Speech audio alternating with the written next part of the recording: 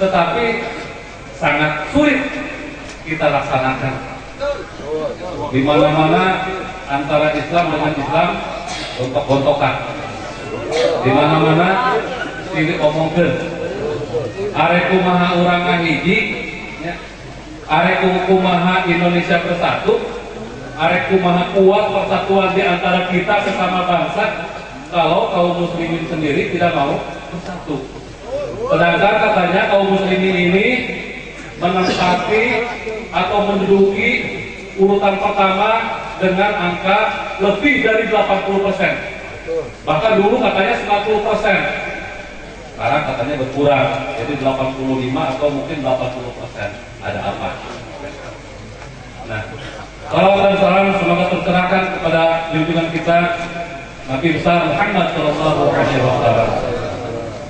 Bapak-bapak, ibu-ibu, dan hadirin rahimakumullah, sudah seharusnya kita sebagai kaum, sebagai umat Kanjeng Nabi Muhammad Shallallahu Alaihi Wasallam, kita harus mencintai Nabi kita.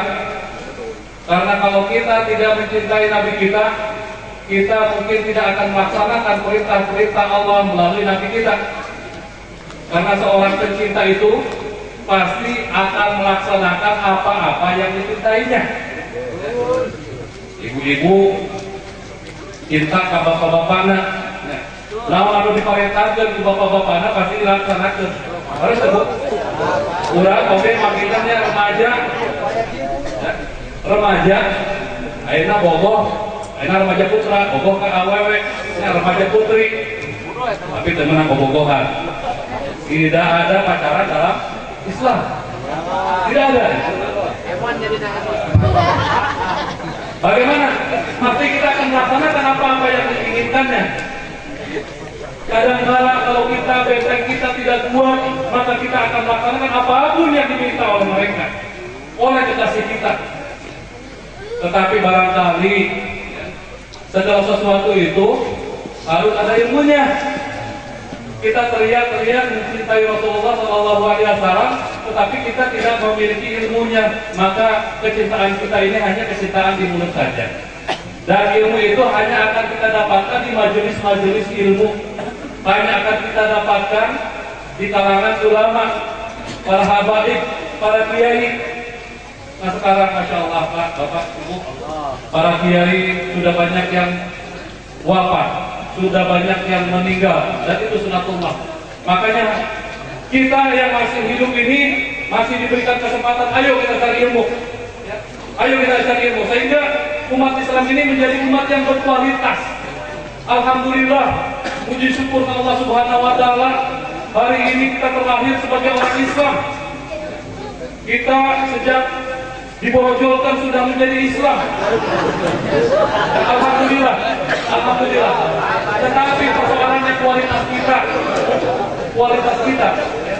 Kalau seandainya kualitas kita ini masih biasa-biasa saja, maka itulah gambaran kondisi Indonesia hari ini.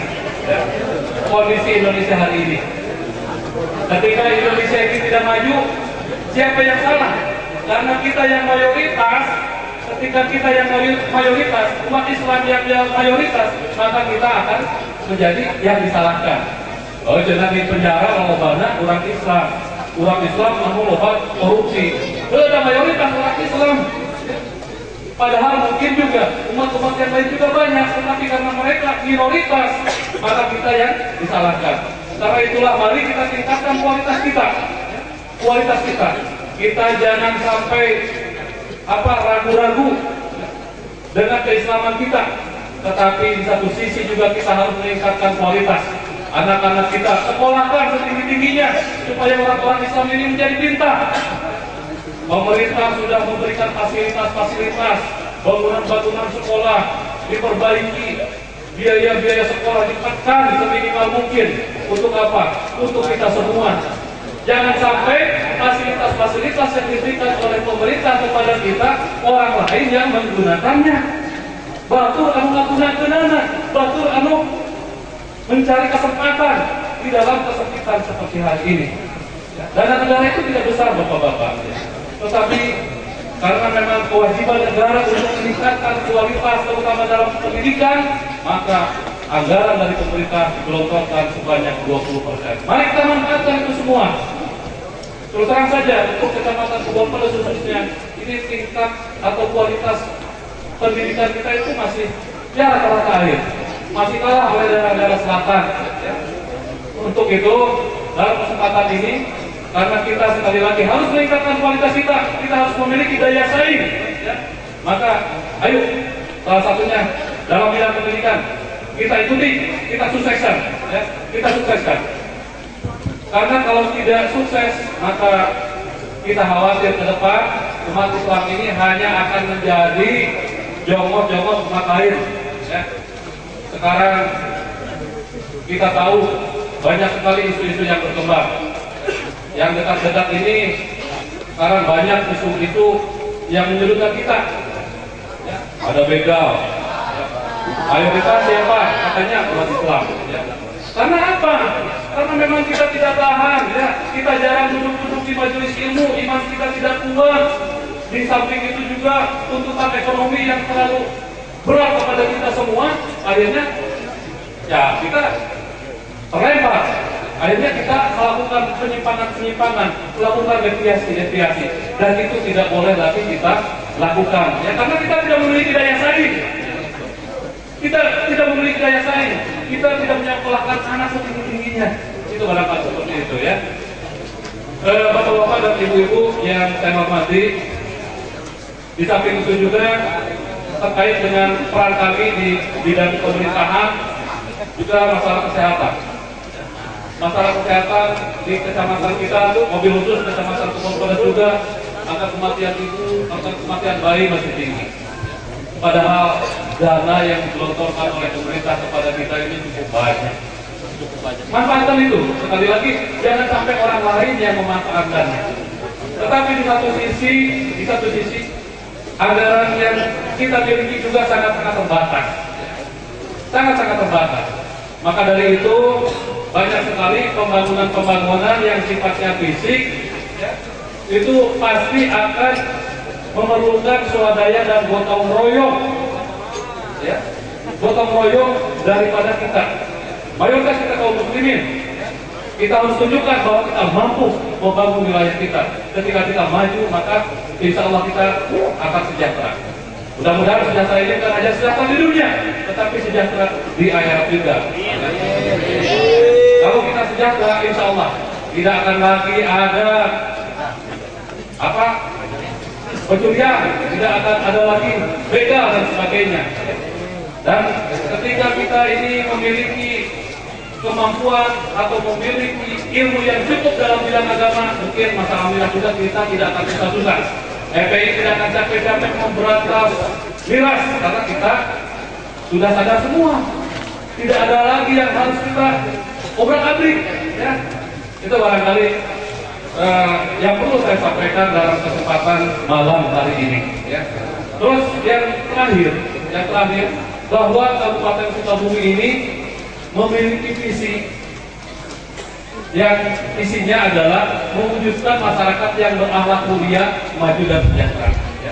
Sebetulnya terkait dengan visi ini sebetulnya hal-hal yang sebetulnya sudah ada sejak dulu, Pak. Ini baru lagi yang saya dulu zaman Orde Baru itu ada yang namanya membangun manusia seutuhnya. Yang sekarang kita jabarkan dalam visi Kabupaten Sukabumi mewujudkan masyarakat yang berakhlak mulia, maju dan sejahtera. Jadi akhlak mulia adalah ternyata kedenganannya akhlak mulia adalah. Jadi kalau akhlak mulianya itu dijadikan sebagai sasaran yang paling utama, insya Allah yang lain-lainnya juga akan berhasil. Opsi gak bakal ada lagi. Tetapi ini juga harus didukung oleh kita semua, oleh peran serta warga masyarakat. Kalau tidak didukung oleh peran serta warga masyarakat, apapun yang menjadi program pemerintah, baik program fisiknya maupun program pembangunan mental spiritualnya, ini tidak akan berhasil. Kita punya sekitar 60 masjid jami, ya. Tetapi masya Allah, kalau dikerjakan sholat berjamaah, ya, masih kosong, ya, masih ya tidak terlalu penuh lah, tidak terlalu penuh. Ya. Padahal masjid ini bagus-bagus. Di Kecamatan Kebon Pedas, alhamdulillah dari 60 sekian masjid ini 80%-nya sudah permanen dan sudah bagus-bagus. Ini berkat bantuan dari kita semua. Ya. Kalau dari pemerintah itu mungkin persentasenya kecil. Ini semua rata-rata dari masyarakat. Dari masyarakat yang kerja ke Timur Tengah, kemudian berkenalan dengan para agninya di Timur Tengah, alhamdulillah mereka bisa membangun masjid di sini.